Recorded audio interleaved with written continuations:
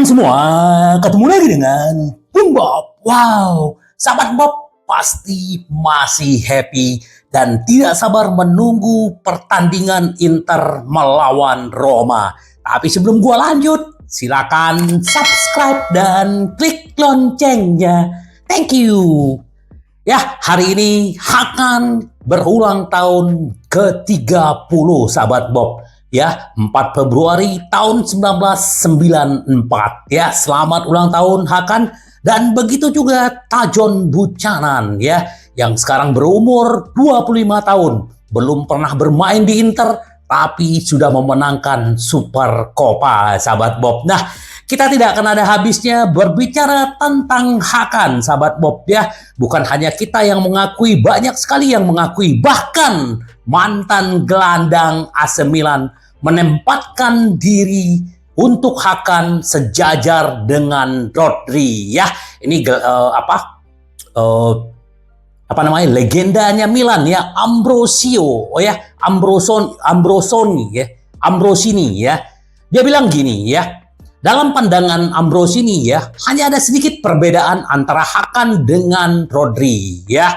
Mengenai apa yang ia kagumi dengan Hakan adalah yang terpenting menurut saya adalah kombinasi kualitas teknis dan pertahanan dia ya.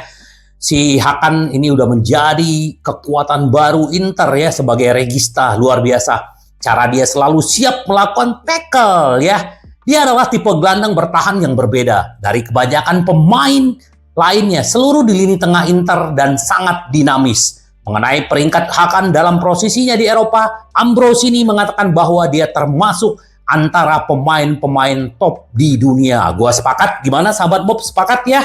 Nah, antara dia, Rice saya akan bawanya antara dia dan Tchouaméni ya, yang masih belum dewasa yang akan membawanya. Saya bahkan tidak tahu siapa yang harus dipilih antara Hakan atau Rodri ya. Kalau gua Hakan lah ya.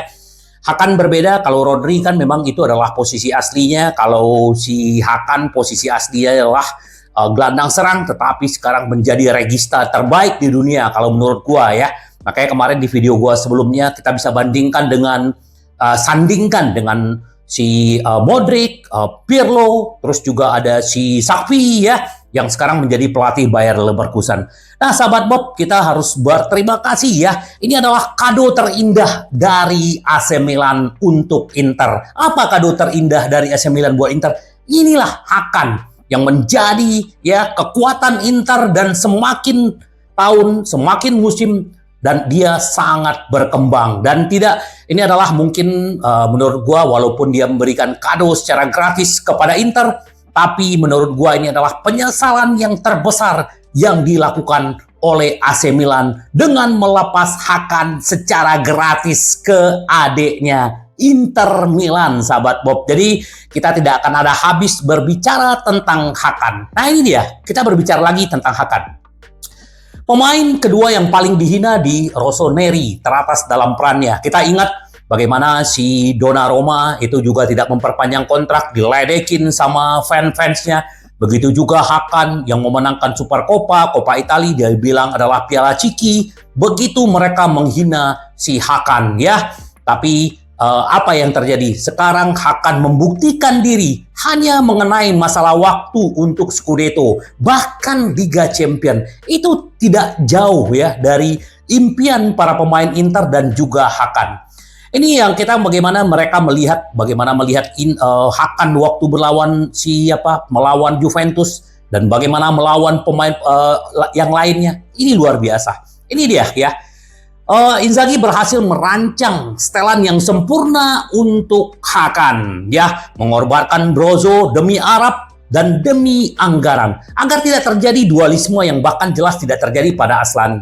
Hakan berperan penting dalam proyek Inter dan tidak seperti sebelumnya. Penalti adalah satu spesialisnya. Tidak ada yang bisa menggagalkan penalti Hakan sampai musim ini sahabat Bob ya.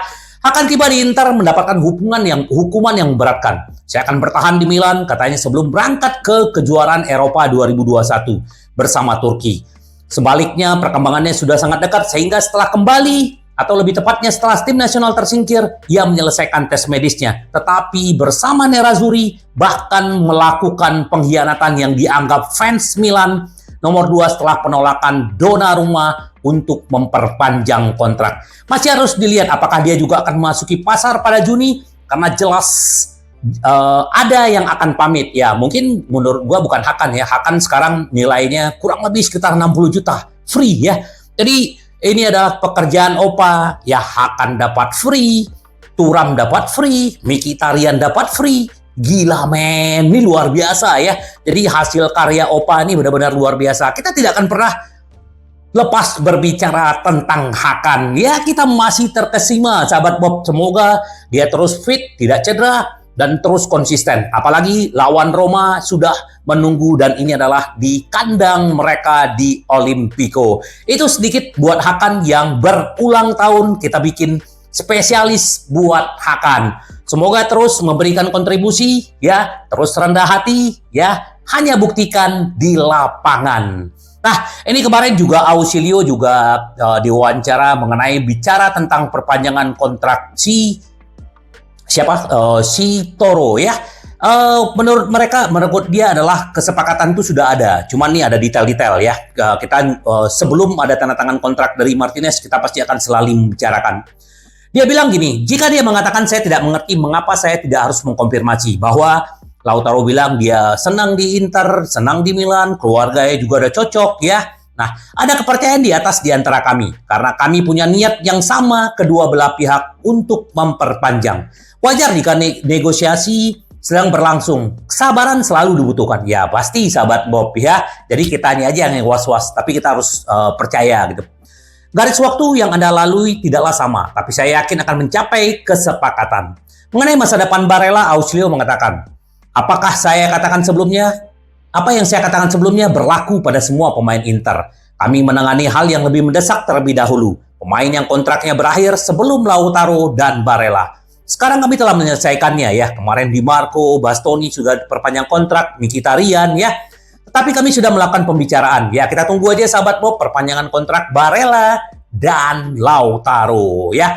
Dia juga berbicara tentang Taremi dan Zelensky. Tidak ada guna menyembunyikannya, kata dia. Ini adalah situasi yang sedang kami tangani. Kami tidak suka memberi jadwal atau ultimatum. Kami sudah memberitahu klub masing-masing, Porto dan Napoli. Sudah ada kontak, kita akan tunggu aja sahabat Bob bagaimana, apakah kontraknya, apalagi kalau bicara Taremi semalam juga tersingkir di semifinal. Jadi dia kemungkinan akan balik ke Porto, dan kita tunggu aja sahabat Bob, Taremi dan Zelensky. Ya, luar biasa ya. Hasil karya Opa, dan kita lihat nih sahabat Bob, siapa yang akan menjadi striker musim depan.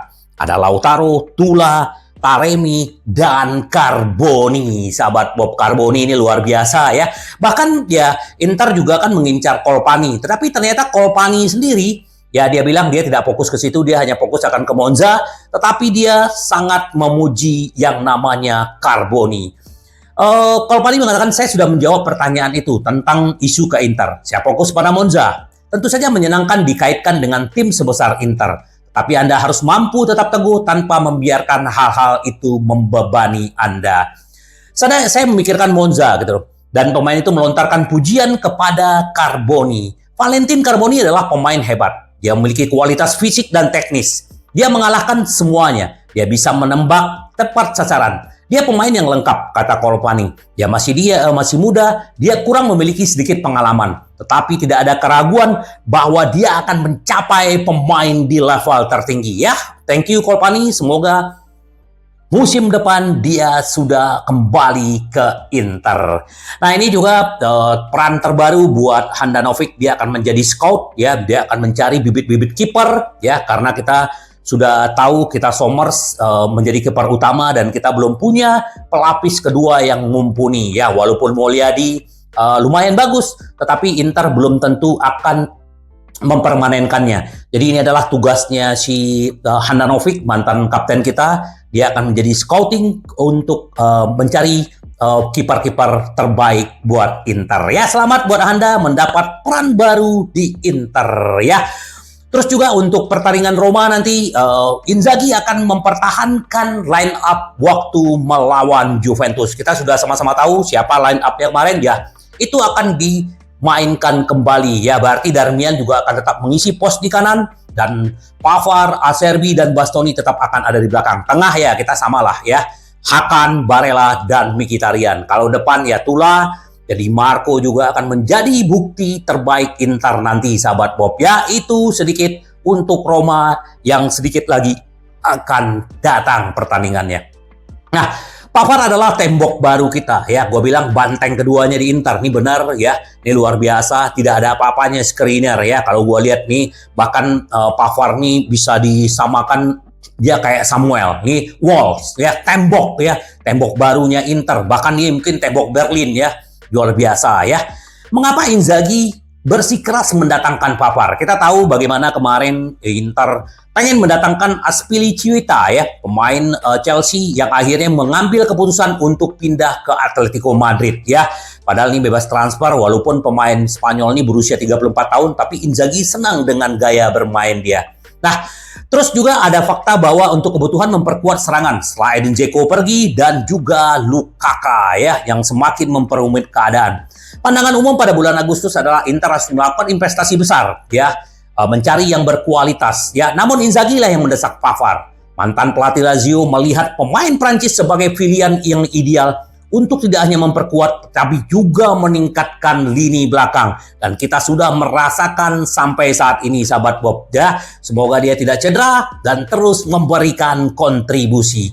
Sang pelatih meminta klub untuk merekrut Pavard dengan cara apapun. Kita tahu bagaimana mendapatkan Pavard itu tidak gampang. Tuchel menahan, Bayern Munchen menahan, dan akhirnya Inter mengeluarkan 30 juta. Ya.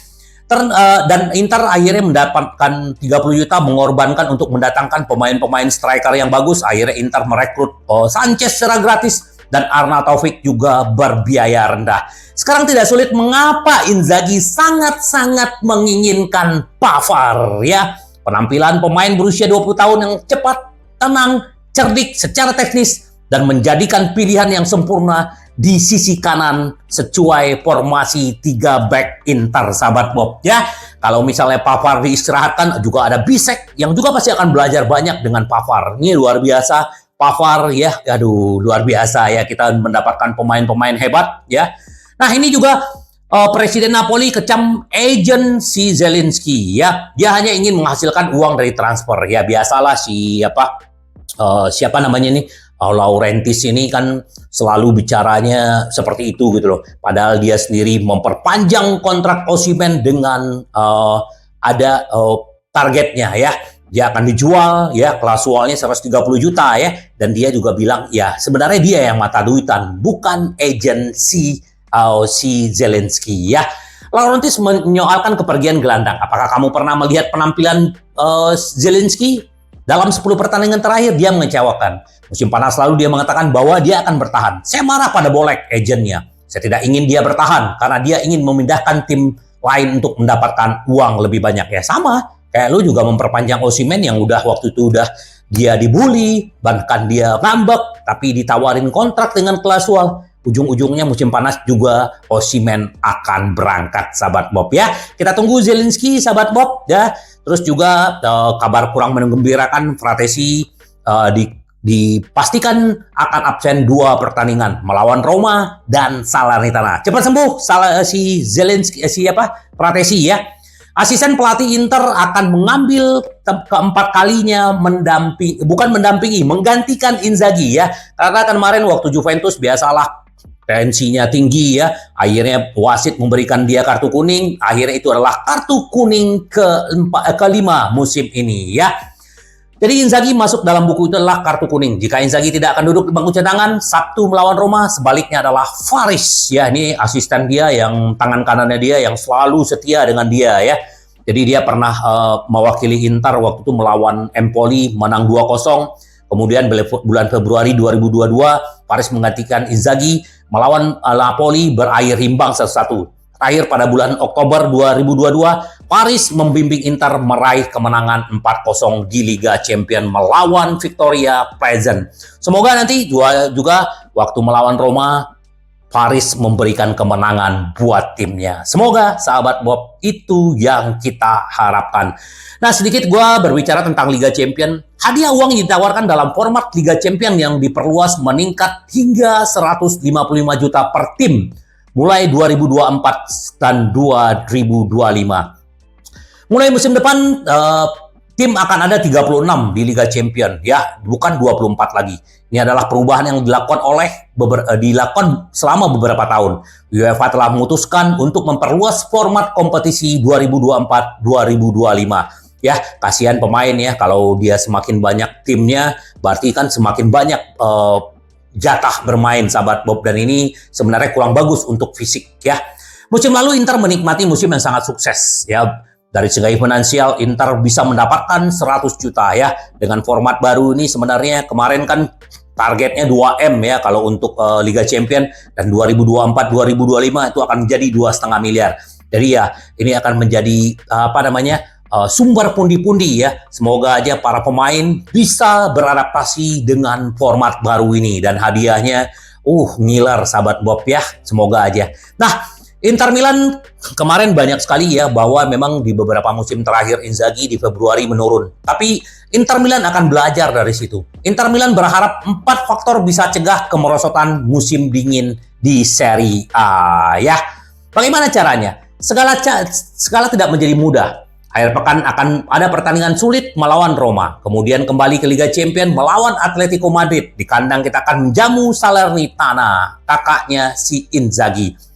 Jadi ada kemungkinan Inter akan kehilangan setengah langkah dari segi fisik dan fokus. Namun ada 4 aspek yang diharapkan Nerazzurri dapat mencegah hal tersebut. Pertama, di balik layar terdapat kepercayaan besar terhadap fisik skuad. Gua setuju ya. Tak terasa para pemain mulai kehilangan tenaga atau stamina dan menjadi penting untuk jadwal pertandingan yang lebih berat yang akan datang. Lalu ada masalah pengalaman skuad dalam menghadapi momen-momen ini. Musim lalu upaya Inter untuk melewati bagian yang paling melelahkan adalah sebuah bencana, namun mereka telah belajar dari itu. Lalu ada peningkatan kualitas dalam skuad. Ketika rotasi pertandingan ke pertandingan dan penggunaan penggantian pemain menjadi semakin penting. Pelatih Simone Inzaghi yakin bahwa ia memiliki skuad yang dirancang lebih baik untuk menahan tekanan dan menjaga level tetap tinggi dibanding 2 tahun lalu. Terakhir, kedatangan Benjamin Pavard, bisa menjadi faktor X. Di luar kualitasnya yang jelas unggul, pemain Perancis adalah pemenang Piala Dunia 2018. Dan baik Pavard maupun Yann Sommer telah memenangkan Bundesliga bersama Bayern Munchen. Menambah pasangan ini ke dalam tim yang memiliki kepercayaan diri dan rasa percaya diri baru setelah mencapai final Liga Champions. Dapat membekali Inter untuk mengelola laju dengan cara yang mereka perlukan. Jadi kita nggak perlu khawatir sahabat Bob.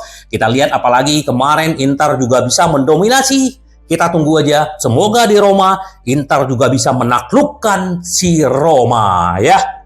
Itu buat si Inter ya. Nah, sahabat Bob, mantan kalau kita berbicara sedikit kemarin ya, yang menggembirakan kita ya, Spalletti udah 5 tahun tidak pernah ke Inter lagi ya. Jadi dia kemarin datang ke pusat latihan Inter, kunjungan Spalletti ke latihan hari kemarin ya. Jadi dia happy banget nih foto-fotonya dengan Barella, Inzaghi, ya, dengan Bastoni. Jadi dia mengawasi ada 6 pemain Italia yang bermain di timnas, dan itulah di bawah arahan Spalletti ya. Spalletti happy banget dan semoga nanti dia juga bisa membawa Italia melaju di Piala Eropa 2024. Dan pemain Inter akan berkontribusi ya. Apalagi dia datang kemarin tuh ulang tahunnya si Barella, dan sekarang adalah ulang tahunnya si Hakan, Tajon Buchanan ya. Thank you Mr. Spalletti ya. Terus sedikit gua bilang bahwa kebangkitan Inter tuh dimulai dari awalnya di kedatangan Spalletti, itu juga diakui oleh si Ausilio tadi sahabat Bob. Nah, sahabat Bob, pemain Turki dulu juga ada ya, pernah ingat Emre lah, gua lupa nama-nama pemain Turki dulu. Sekarang Inter tentang Can Uzun menemukan bakat bayi Nuremberg ya. Mengikuti jejak Stan Uzun, menurut Sky Jerman, manajer Inter melakukan survei untuk meminta informasi mengenai talenta muda tersebut. Ia adalah seorang striker kelahiran Jerman tahun 2005, 19 tahun ya.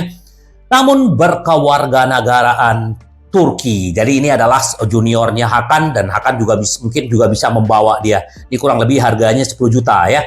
Sejauh musim ini telah mencetak 13 gol, 10 di Liga dan 3 di Piala. Dalam 20 penampilan dengan rata-rata 1 gol dalam 104 menit. Ini luar biasa sahabat Bob ya. Ada Frankfurt, ada Galatasaray, Newcastle di Inggris, dan sementara pelatih Turki Montella juga memantau untuk dibawa ke tim seniornya Turki. Wah, kalau ini datang makin mantap. Ini juga striker sahabat Bob. Tapi ya kita juga punya siapa? Carboni. Tapi ya Can Uzun nih kalau sahabat Bob lihat skillnya luar biasa. Ya kita lihatlah apakah Inter bisa mendatangkan pemain Turki lagi. Kita tunggu aja. Ini yang menarik sahabat Bob. Kemarin kan si Ranocchia ini juga sekarang juga punya podcast ya. Mantan Inter Ranocchia mengungkapkan inilah sebabnya mengapa saya tidak mau ke Juventus ya. Pada tahun 2014 hendak ke Juventus. Kontrak saya habis dan saya tidak tahu apa yang akan terjadi. Dengan menelpon beberapa teman, sesuatu yang selalu dalam pikiran saya adalah Stankovic mengatakan kepada saya, Anda dapat memilih apa yang Anda inginkan. Anda lakukan karena karir Anda adalah milik Anda. Tetapi jika Anda menang di Inter, maka itu akan bertahan selamanya. Jika Anda menang di Juve, Juve lah yang menang. Itu membuat sesuatu klik dalam diriku. Ya, ngerti maksudnya sahabat Bob? Ya, ini luar biasa Inter ya. Inter menang akan selamanya. Kalau Juve ya Juve doang. Ya, kita sama-sama tahu lah. Nggak usah kita bahas lagi Juve itu seperti apa ya sahabat Bob. Yang jelas itu kata Bastoni. Terus juga kemarin di podcastnya si Ranocchia dia kan mengundang si Bastoni ya. Saya berjuang untuk pergi 2019, tapi Conte bersikeras saya bertahan. Ini kemarin dia di podcastnya si Ranocchia. Ya, saya bergabung dari Atalanta. Saya pernah menjadi pemain Inter dan saya menghabiskan 3 minggu di sini sebelum dipinjamkan ke Parma. Setelah musim pertama di Parma, saya cukup beruntung Conte datang ke Milan. Back tersebut mengakui saya berjuang untuk pergi. Mereka baru saja mengontrak Codin, Skriniar, dan De Vrij. Sudah ada di sana. Persaingan itu mendapat tempat tampak sengit. Bagi Bastoni itu masih remaja. Saya telah memainkan 25 pertandingan di Parma.